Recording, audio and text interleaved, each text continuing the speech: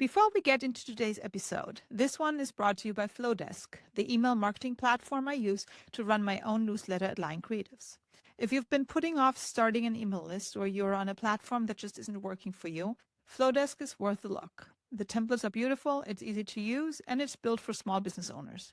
Get 25% off your first year at flowdesk.com/c/Lion Creatives, but I'll make sure to drop the link in the show notes. No, this is a long game. And if you do, and it's going to cost a couple of bucks, and you got to be willing to put the time in and patience and understand that there's no one silver bullet. Oh, this Instagram post is going to get me. No, it's not the Instagram post. It's not the Facebook post. It's not the LinkedIn post. It's all of those things together. Welcome to This Might Get Creative, a Behind the Brand podcast by Lion Creatives. I'm Svenja Lion, and in each episode, I sit down with local business owners and entrepreneurs to share their stories, how they got started, what keeps them going, and what makes their business stand out. My goal? To help more amazing businesses be seen, supported, and celebrated. So grab your coffee, because this might just get creative. Welcome back to This Might Get Creative, a Behind the Brand podcast for business owners and entrepreneurs who want to take a look at branding, strategy, and what it takes to build something that lasts. I'm your host, Svenja Lion, brand advisor and creative director at Lion Creatives. And today I have someone with me who took one of the most unexpected left turns I've heard in a while. Howard Rudin spent over a decade cooking professionally in New York City, French restaurants, and classical American kitchens. Then he pivoted completely into the family business, industrial supply, specifically conveyor belting for manufacturers. 30 years later, he's keeping production lines running for commercial bakeries, cosmetic companies, pharmaceutical facilities, and yes, a snack chip brand that blew up on TikTok. He's also a certified North Carolina Barbecue Society judge, a devoted networker, and a man who has very strong feelings about breakfast meetings. Welcome, Howard, to the show. Thank you very much. Nice to I'm meet excited. I'm excited to have you. Great. So let's talk a little bit about New York City and being a chef. So you spent 13 years 13 as a years chef. in New York, because apparently I wasn't as good a student in college as I thought I was. Oh, okay. And, they suggested I try a different path. And I'd always loved cooking, and I was able to attend a restaurant school, which was a 6-month program, got me enough knowledge to get out and get working. And it was a great job for a young man without a family at the time. It was a lot of fun. I'm 20 years old. I'm in New York. It's fast paced. Have you ever read the book Kitchen Confidential? No, I have By not. Anthony Bourdain? No, Absolutely. but I need to write that down. What? Kitchen Confidential? Kitchen Confidential by Anthony Bourdain. Absolutely. Awesome. Yes. I got a lot of great experience, a lot of different kinds of cuisine, met people from all over the world, got to improve my Spanish and my French. Life is good. Nice. Nice. Yeah, French kitchen, French restaurants. I think we talked about that at our pre-call, that when I used to live in Paris, and there was this little tiny restaurant in La Défense, and it had the best scallops with the wine sauce and rice. It was just like this tiny plate, and it was so good. Oh my God, so good. No, I worked at a place called Le Refuge on the Upper East Side, and it was just a great start. What I loved about that place is that they always had family meal, and like everybody sat down, they had a glass of wine, and a little meal, and then we began service. That's awesome. Oh no. Yes. But that must have been like crazy hours. 80 hours a week, nights, weekends, and holidays. You know, like, who are you having over for Thanksgiving? It's me and 300 of my closest friends. You know? And the family, I was never home for holidays. You know, I remember rushing home, you know, as they were counting down to midnight on New Year's Eve and maybe making it in on time. Or maybe not. And leaving my wife at home with 2 young children and relying, you know, and I get home at 2:00 in the morning after working all night. And then on my days off, she wants to go out and do stuff. And all I want to do is stay home. Of course. Of course. I can imagine. But again, still love cooking. Just happy not to do it for a living. Yes. And what's your favorite meal to cook? So right now it's been the barbecue has been massive for me. Like just made pastrami the other day. Mm-hmm. So I cure the beef brisket for about a week, and then we Wow. rub it with spices and let that sit in the fridge for a day or two, and then smoked it for about 10 hours or so. Wow. So do you have a smoker, like a real? I've got multiple large scale wood burning cooking elements. My wife has a lovely habit of every couple of years buying me something new to burn wood with. Well, that's awesome. That's No, cool. it's great. And for a guy who lives in Hudson County in small spaces, yeah, I've got a very large Weber kettle, like 36 inches in diameter. I've got a Santa Maria grill, a pizza oven, and I've just got a smokeless fire pit. So, that's great. And Yes. invariably, at some point in time, I'll start cooking something, and the fireman will knock on my door. Because if they're in the neighborhood and they smell smoke, they've got to check it out. Oh yeah, I bet. Pizza oven. Is it outside? Is it like one of those Absolutely. nice? Yeah. Oh, Yeah. So jealous. actually, the best thing I've made in the pizza oven is not pizza. Bread. In the summertime, no, I roast strawberries and peaches Oh, at like crazy high heat, roast them without sugar, no treat, just put them on a cast iron pan, roast them over vanilla ice cream with a little bit of balsamic vinegar. Unbelievable. Fabulous. yum. Super simple to do. And ripe, not ripe, doesn't matter. Just roast them up. They're delicious. So good. Oh, absolutely. Yeah. Unfortunately, our backyard we are not even allowed to have anything similar to a pizza oven in the backyard. But I would love to have one because I love to bake bread. And I wish I could have like one of those ovens and outside and beautiful. Yes. No, But no. anyways, back to your business, because how did running a restaurant kitchen But turn into your business, what you're doing right now? so again, like we said, it was a family business, and my father made me an opportunity to not work 80 hours a week and Yeah. build up some sweat equity and all that fun stuff. But initially, all he did was give me a list of clients. I was cold calling when I first walked in, and we were selling at the time a lot of people who made plastic bags. And back in the day in New York City, there's a lot of manufacturing, period, in Manhattan and Queens and Brooklyn, which there's still some. But here's 8 things that we sell to this industry. Here's 150 people. Just whatever you do, don't promise them anything. Because I'm used to from the restaurant business. All right, from the time the order comes in to the time the plate goes out, we're talking 7 or 8 minutes, right? Well, some of these things, maybe it has to be made. Maybe it has to be ordered. Oh, I'll get it to you tomorrow. Howard, what are you doing? We don't have it in stock. It's going to take 3 weeks to make. Bobbity-bob. Yeah. So that was a learning curve. And that was great. And then I found out that I like knocking doors. I like going out and meeting people. And one of the best things about my job is that I get to walk on factory floors. It's not just theoretical. It's actual machinery that is making stuff, and early on it was plastic bags and printing was the big industry back in the day. Lower Manhattan used to be a big printing center. Barrack Street, Hudson Street, Canal Street, those areas. And I could literally go to the top of a building and walk down and see 20 clients in a day. Wow. But it turned out to be something I like to do. But what's good about it is same kind of planning, same kind of keeping on top of stuff. So, mise en place in the kitchen, right? There's everything in its place. I have to need all these things to make all my dishes. So part of that is mise en place for industrial supplies. Am I items that I stock and that we sell off the shelf, do I have them in stock? Right? Am I inventories? Is it fresh? You know what I mean? Is it still good?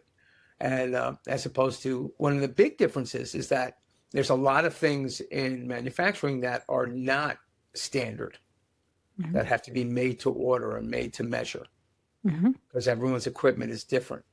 As opposed to, say, direct mail advertising, there's equipment in that's the same in New York as it is in California or Asia or South America. But like bread baking, you import these large pieces of equipment from Europe, they're made to your spec. So the only way to find out what size a belt is literally, I'm going there on a Sunday when they're not making bread and measuring. I've spent hundreds of hours at different clients building up databases so they can, when they need it, because nothing ever goes wrong on Tuesday at 8 o'clock in the morning. No. It always goes wrong, goes south Friday. If I can get past 4:30 on a Friday, usually I feel pretty good. But I get calls on Saturdays, Sundays, overnights. On my social feed, one of the hashtags is belting never sleeps. Yeah. And neither do I. So let's go a little bit more deeper into what your offer is, what you're doing in ace belting. So really what we do, you're a manufacturer. You make whatever it is you make. Like typically right now, best verticals, bread, pharma, cosmetics, and still some with direct mail advertising. But if you're a bread manufacturer, right? Not a baker, a manufacturer, because like my biggest client processes 15,000 pounds of dough an hour. Wow. On 2 of their lines. So I will go, you have this equipment from Europe, you can buy a replacement part from Europe, but it's weeks and expensive. And, downtime is the killer. So I go in on a Sunday. I work with one of your staff. I bring measuring tools and notebooks, and we literally measure every single belt in the facility. Wow. And some of these belts are anywhere. I mean, some are 6 inches wide and 2 feet long. And I've measured other belts that are 80 inches wide and 170 feet long. Wow. So there's no standard that you can just order from. Depending on where what part of the process it is in. So like this bread bakery I work with, they start out in what's called a U channel. So it's a 1,000 to 2,000 pound lump of dough that gets dumped on the beginning of this belt. It's kneaded, it's rolled out. It gets sheeted slightly, then it gets put through another series of belts that go back and forth in a Z formation, which is the proofing section. So it allows it to rise again. And then it gets formed and cut into rolls, loaves. And then like one of these conveyors, after it gets formed, is, it's another 90-foot long conveyor. And then they get put onto proofing trays, which allow the dough to proof again for a second time. And then they've got robots that cut slits in the top, like for baguettes. They used to do it by hand when I first. I do it by hand. Oh my God! Can you imagine? Literally, what's your job today? I'm spending 8 hours cutting baguettes. I couldn't imagine. Yeah, I know.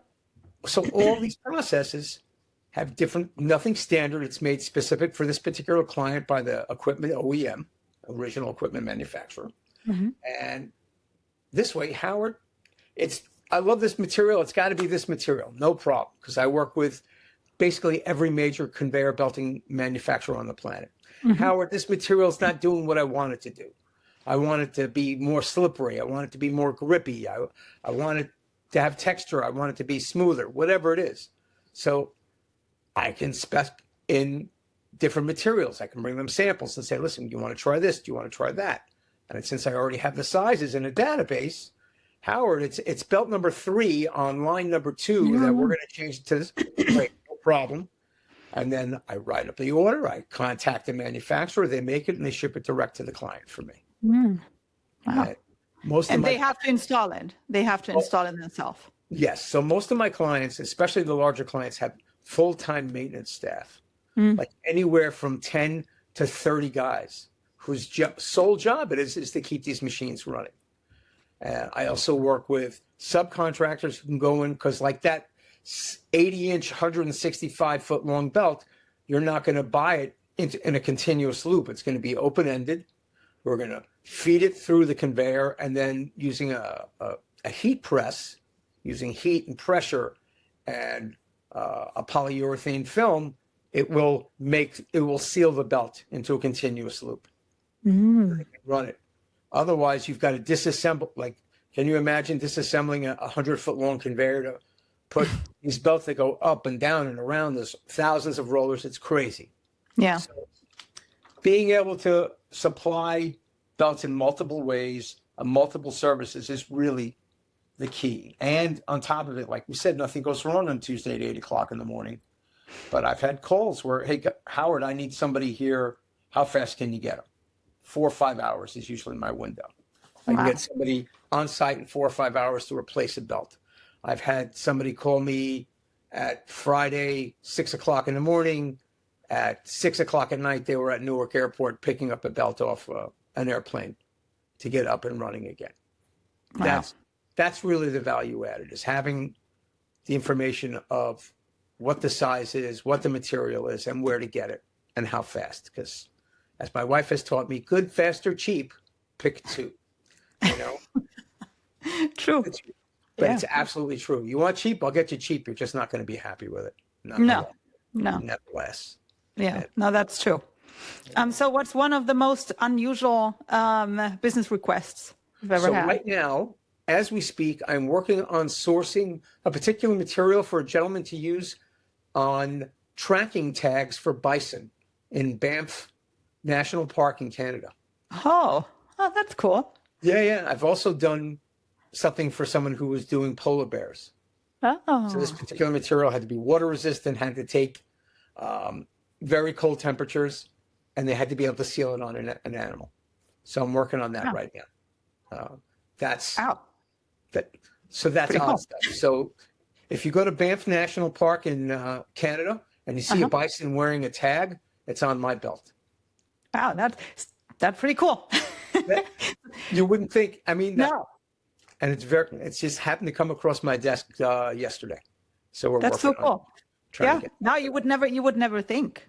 You only see the end product and then it is what it is, but you never think about what has to go into making that product and what is all involved. Well, so we were talking about, social. So my social feed's name is Made on a Belt. Yeah. Everything's made on a belt. Not everything, but if there's an automated process there somewhere, sooner or later it's getting moved from A to B on some piece of equipment. And we don't realize how much of what we use every day is processed, whether it's food, whether it's paper goods, whether it's furniture, everything. But maybe that's also a good thing, because if I think about bread, I think about my own process and I think about, the care that goes into the dough. But then if you think about all this, like these pounds of dough that you just mentioned, it's not that sexy anymore. But what's funny. So some of my guys, and they're still using automated processes, but they have hand forming lines. So the same company that's processing 15,000 pounds of dough in these two lines is making artisanal bread by hand. They've got literally like 12 ladies sitting there and hand forming loaves and rolls and things like that as the dough gets processed to a certain extent and it's finished by hand. So it's a good combination of factory made and artisanal handmade product. And some of these guys, their bread is amazing. And you've seen it in Whole Foods. You've seen it in Trader Joe's, all these places where, and some of it is private label, and just delicious stuff. So, and then there's McDonald's rolls. They got, McDonald's is buying millions of rolls a year. They got to, they're not coming out of one factory. They make them all over the place. So, crazy. Yeah, but then I'm assuming that also those, even the bread that is made by hand or shaped by hand is also on a belt. Absolutely, because they've got a certain amount of loaves they want to get formed an hour, so they keep moving along and moving along to the so it'll go from the hand forming, then they'll offload it, put it into a proofing section, and then by hand load it onto another piece of equipment that will finish the proofing, bake it, take it out, and then put it to wherever the next part of the process is. Yeah. So it's a combination thereof. That's crazy. Yeah, no, I don't. Before I met you, I didn't even think about that. I didn't even think about. I mean, I knew that things are being made on belts.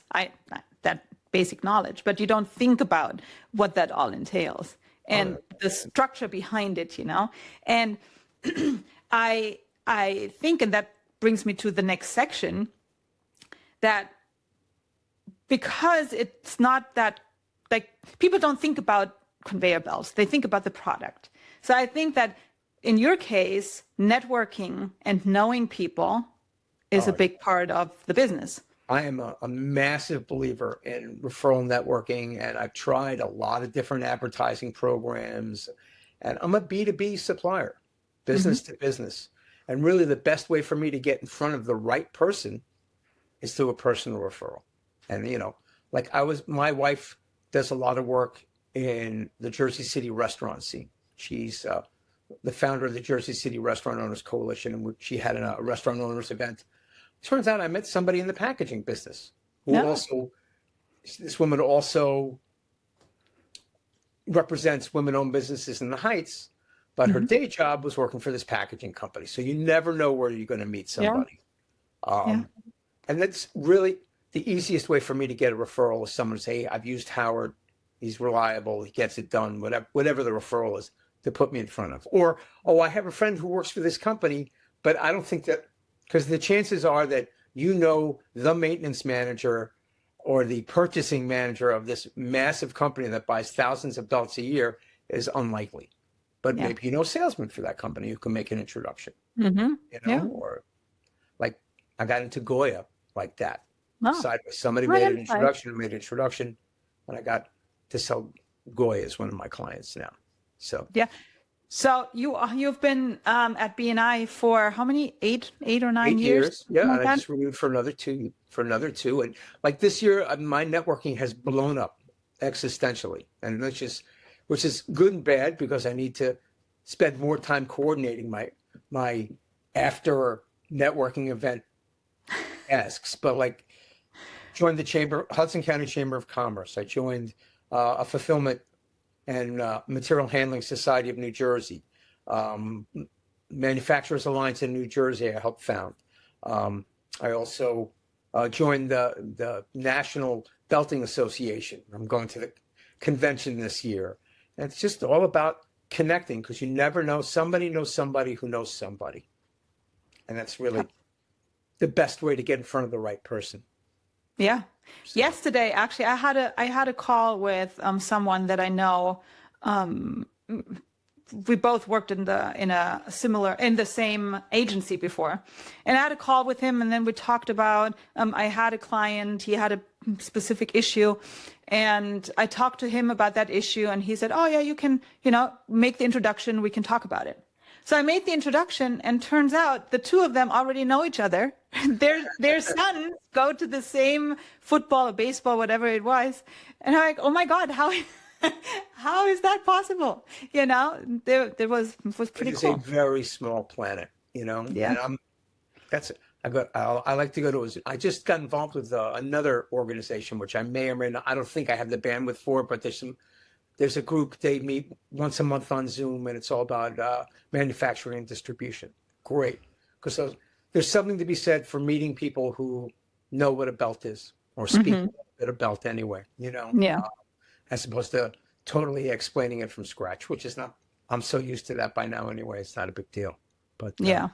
no, the networking is crazy important. And all my friends and just about everybody I know talk to Howard. He's got a guy. Yeah. That's it. Someone was literally, I probably connect people daily. And it's not Yeah. about, the other thing I'm a firm believer in is that the universe will take care of you. As long as you're thinking more of other people and less of yourself, you're good. Yeah. And that's a big component of BNI because it's the giver's gain. Absolutely. Is that what they call it? Yeah. 120%. You got to take care of other people. Don't, if your first thought is what's in it for me, keep moving, pal. I'm not your guy. But and on our pre-call, you mentioned something that I wanted to come back to. So you said that if I have to sell you on BNI, I don't want you. What do you mean by that? Absolutely. So, I love inviting people to BNI meetings, and I'm not so worried. It's one of those single seat things. So we have a banker, we have a financial advisor. My chapter is a firm believer in just keep inviting people. Just whether you have a banker, you have a financial advisor, you got a belt guy already, bring him in. Because if you see the value, if I got to convince you that this is a good thing, you're not going to put the effort in. You're not going to be excited about it. I went to a BNI meeting 2 years before I joined BNI, and I was like, what the hell am I doing here? You know? But then I went a couple of years later, my landlord at the time asked me to sub for him, and I went to this meeting and it just clicked. Mm-hmm.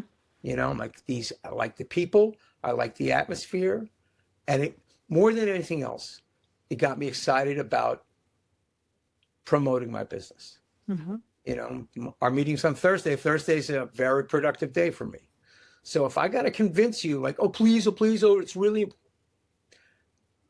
this is what happens. Like, we make presentations. This gentleman makes a presentation where literally, if we have 50 people in the room, he can connect every person and their profession and how they can refer business to each other. And that's the truth. So yeah, it's important. You got to get it. If it's, well, I don't know, come back another time, check it out. Yeah. And if it's not for you, not a problem. You're leaving room for somebody else, you know? Yeah. If you're a business owner and you've ever wondered why your brand isn't pulling its weight, I built something for you. It's called the Brand Audit Scorecard, and it's completely free. 10 questions, takes about 5 minutes, and it'll show you exactly where your brand is strong and where it's losing you clients. You can grab it at linecreatives.com/brand audit scorecard, and the link is in the show notes. All right, let's get back to it. No, I agree with that, because there's, I recently listened to another podcast, and I think it was a BNI podcast, and that's where they talked about having the same seats filled. I think the example was a photographer.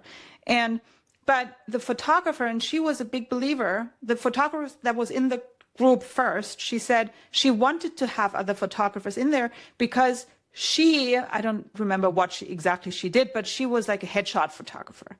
But that's what she focused on. So, but she didn't work with events, you know? Exactly. So there's different spots for a lot of different people. We can slice the seats up as thin as we want. And the other part of it is, and maybe there's a marketing person who does something you don't do. Whether they join the chapter or not, you want to connect and be able to refer to each other, because maybe they have a client who needs your services that they don't provide. Yeah. There's so much business out there, and to be grasping for every nickel and dime is just, it's going to come. You just got to put the work in.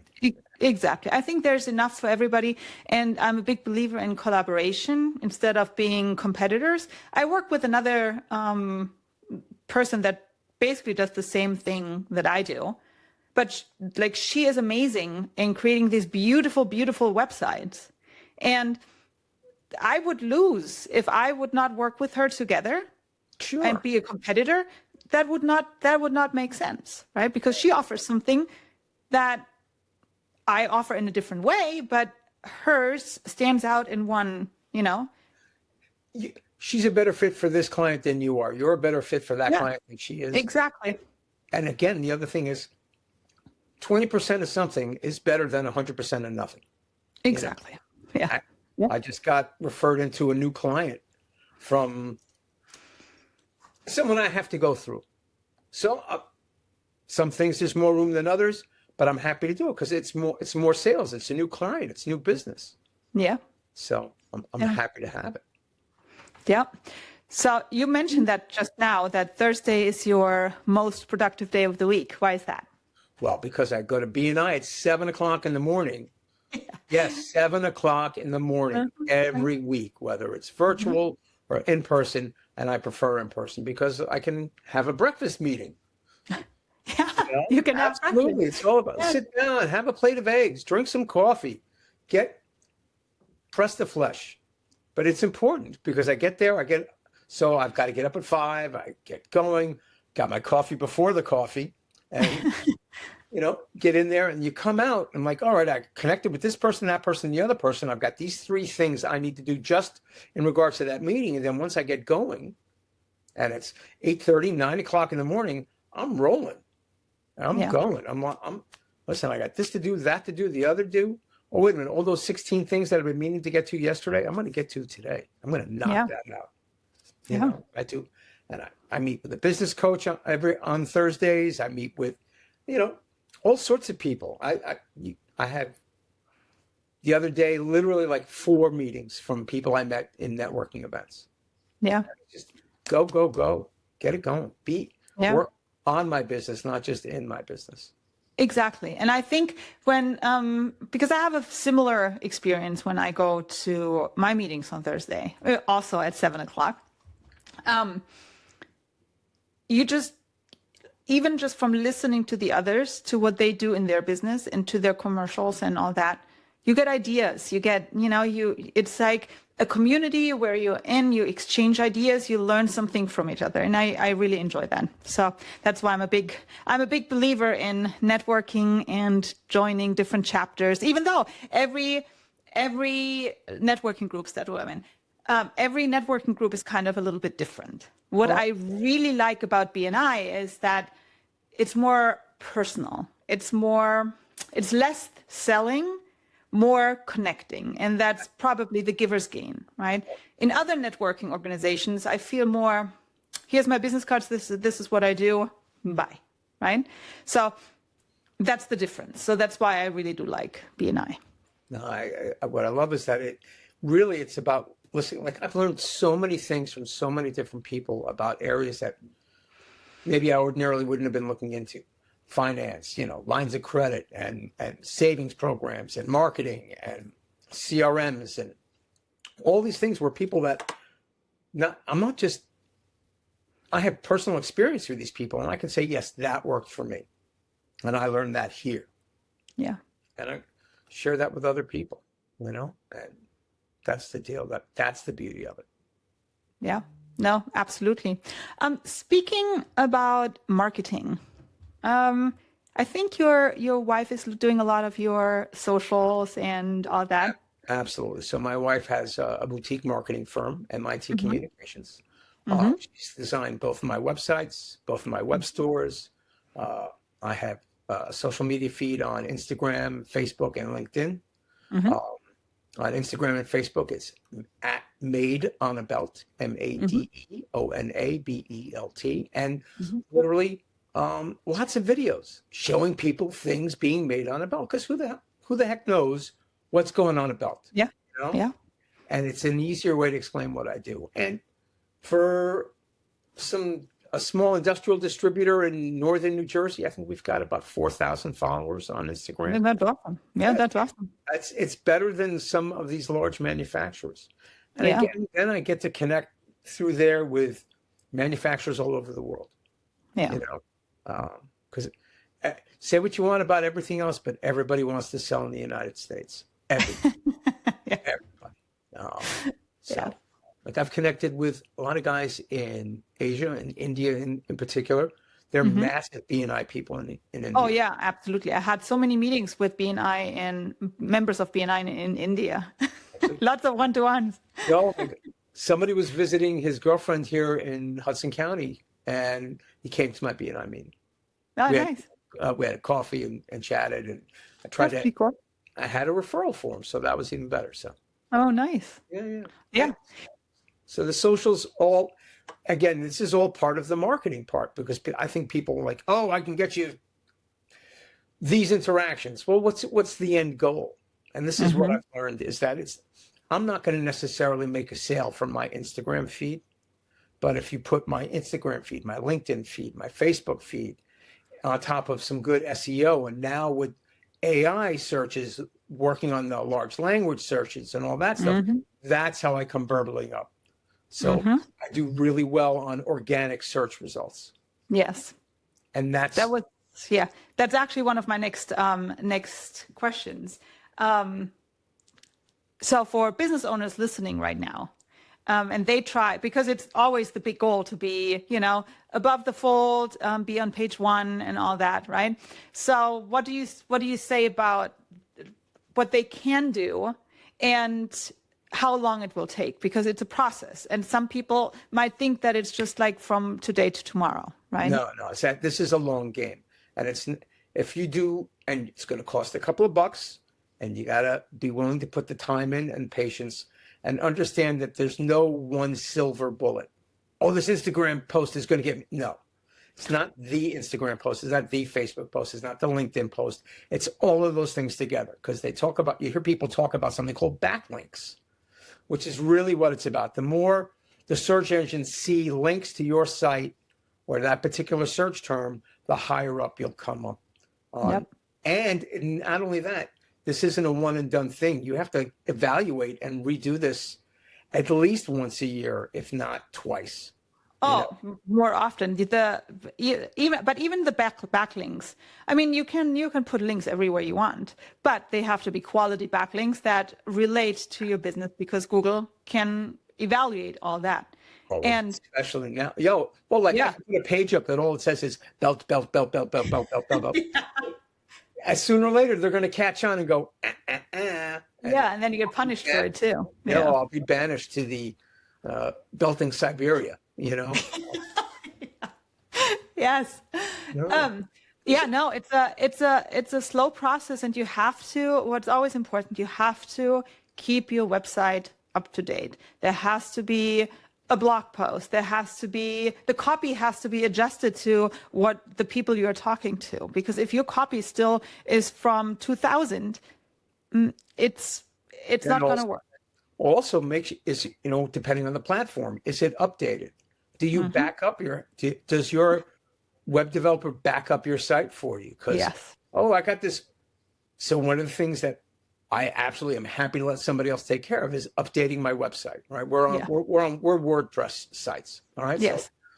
So, but every now and again, you'll update something and it'll throw something out of whack. Yeah. Like, oh my God, how do you fix it? Oh, this one. Oh, I updated one more thing that I shouldn't. That's why I don't do it.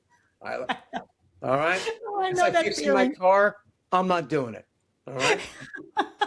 I get in more trouble. Howard, what'd you do? I just turned this one knob. And Most of the time, you don't even know what it is.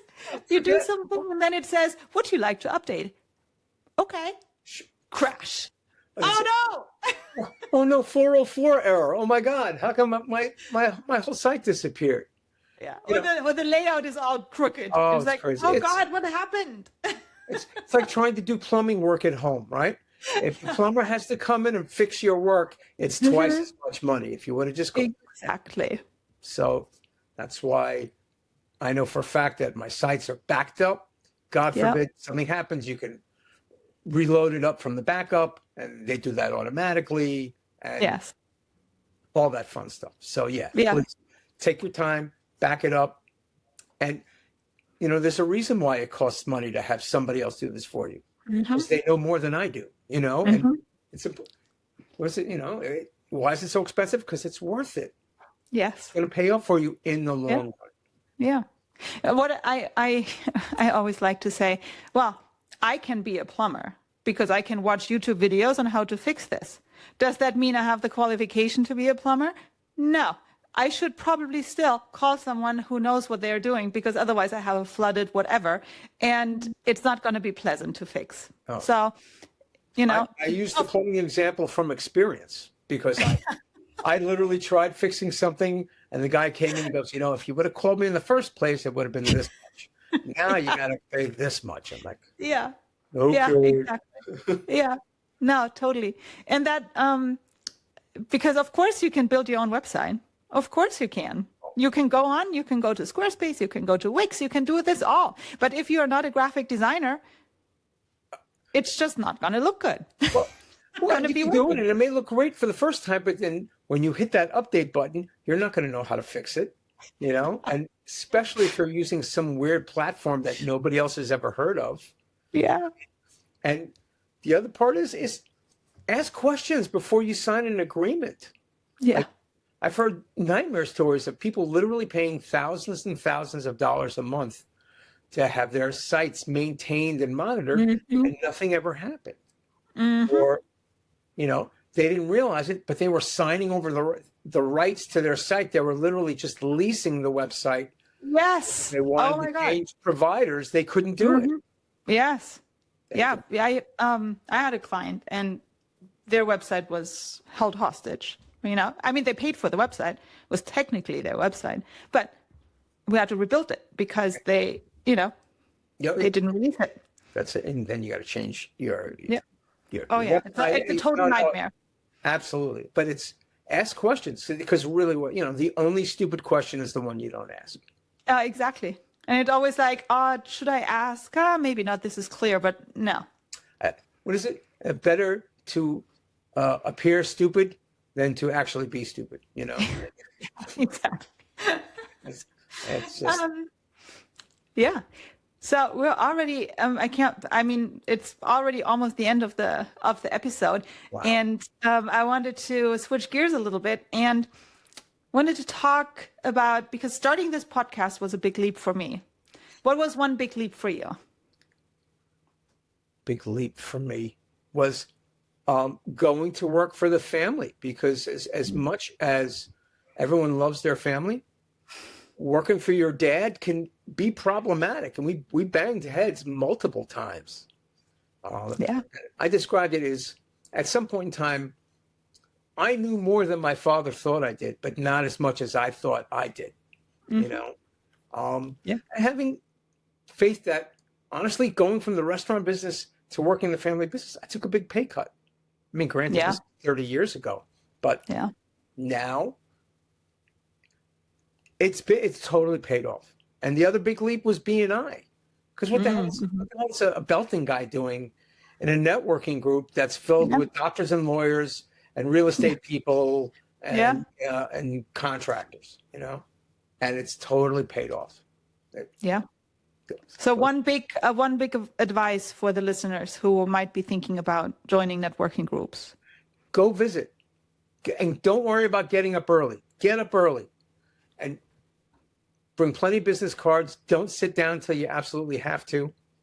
And don't be afraid. When I started out practicing in chamber meetings, and I'd walk up to people and go, "Hi, I'm going to inflict myself on your conversation."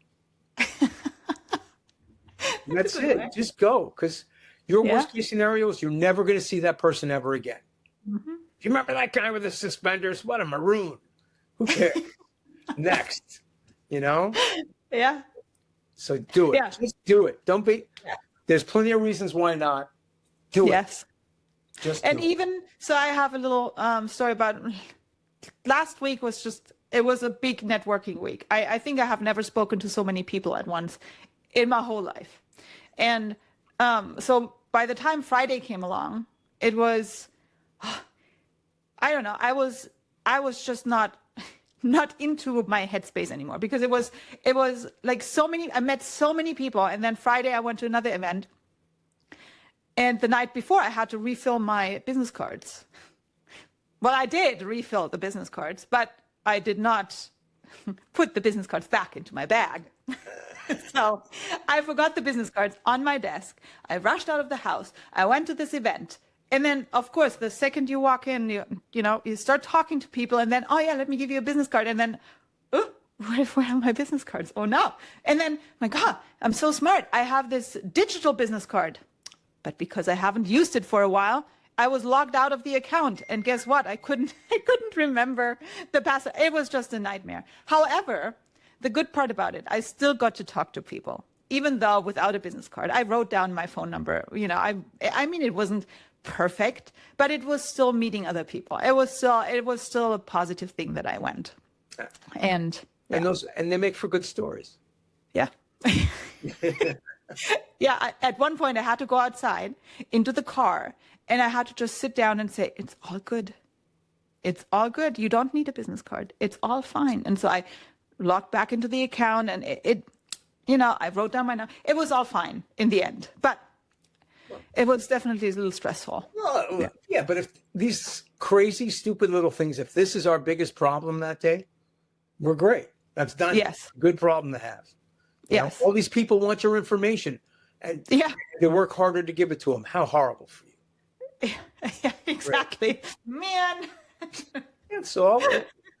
You just got to keep rocking. It's all good. Yeah.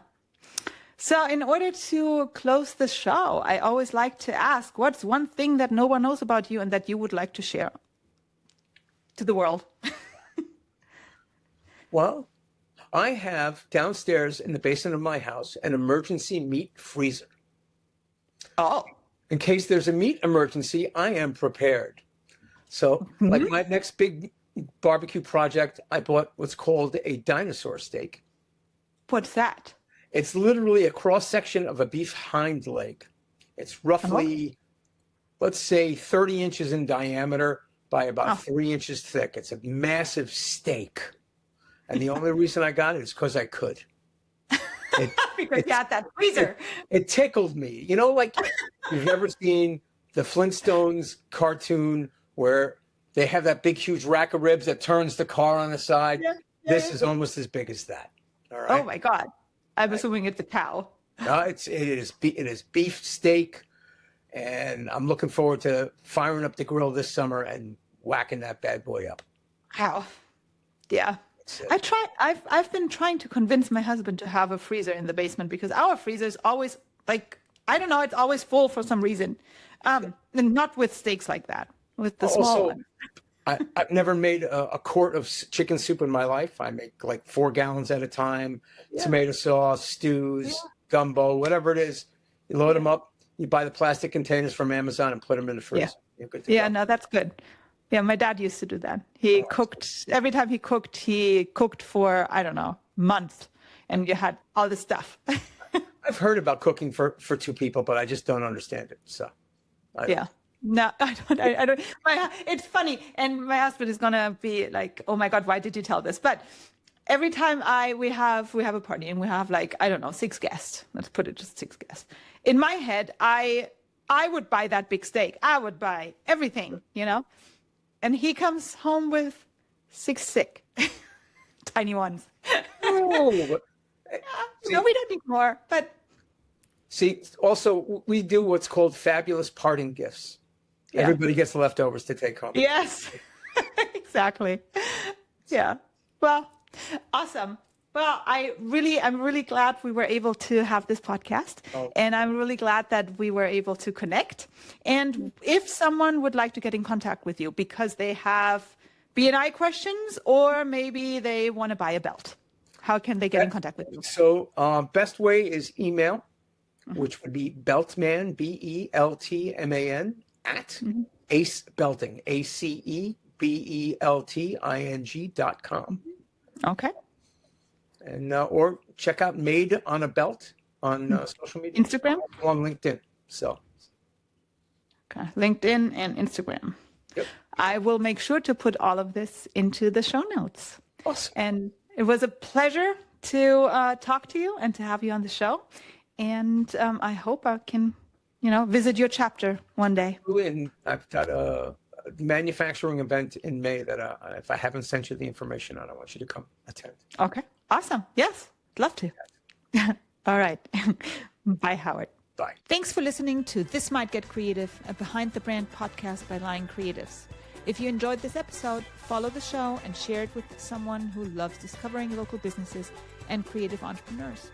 You can learn more about my work at lioncreatives.com or find me on Instagram, lion.creatives, and LinkedIn at Lion Creatives. Until next time, keep showing up, keep creating, and keep getting seen.